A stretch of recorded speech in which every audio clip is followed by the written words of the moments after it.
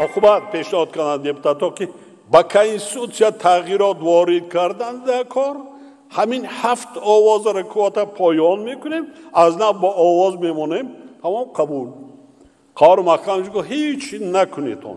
برای رفتن من کنستیتوسیا را تغییر ندید. امام علی رحمان در روز قانون اساسی در سال 2024 از قهار محکمov پرزیدنت سابق تاجیکستان برای تغییر ندادن این سند ستایش کرده است. حرف‌هایی که حالا جانبدارانش در آستانه تجلیل از 31مین سالگرد قانون اساسی در شبکه‌های اجتماعی تبلیغ می‌کنند. توصیف از عملی که در 31 سال برعکس آن صورت گرفت.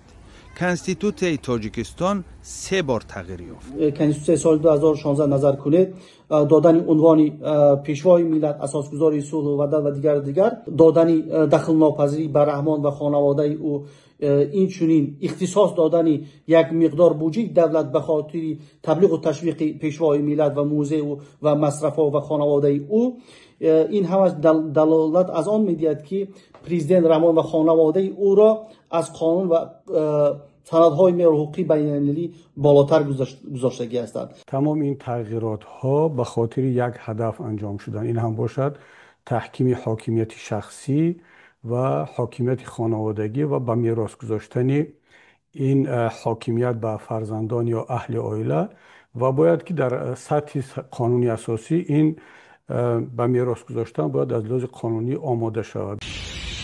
سرقانون تاجیکستان در 2 تغییر اول مهلت پرزیدنتی را از 2 5 ساله به 2 7 ساله تغییر داد و در آخرین دیگرگونی آن را بمحدود کرد و به امام علی رحمان مقام پیشوای ملت داد و امکان فراهم آورد که بمحدود پرزیدنت انتخاب شود.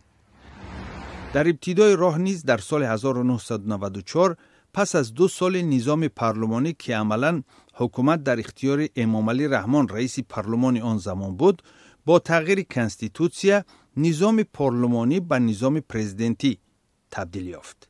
امام علی رحمان این تغییر را نجات تاجیکستان دانسته است. اگر همین این سود نبشید، نه اقتصادیات روش میکرد، نه ملت سرجم میشه، نه دیگر.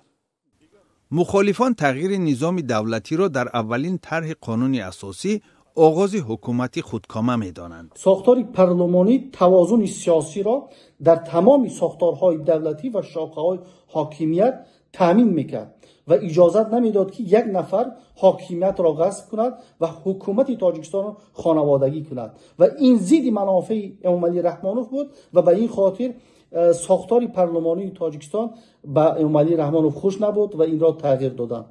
البته از نگاه بنده یک ساخت دولتداری جمهوری نیم پرزیدنتی و نیم پارلمانی مساوی‌تر می بود، اما مهمترین نکته این است که تا کجا این دولت دموکراتی است و حاکمیت از مردم وابسته است.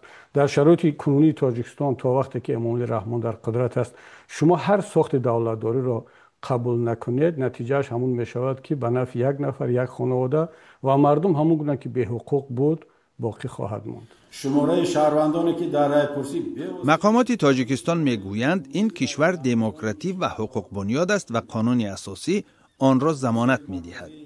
سازمان‌های بین‌المللی و بعضی از کشورهای غربی برعکس حکومت تاجیکستان را خودکامه و سرکوبگر می‌نامند.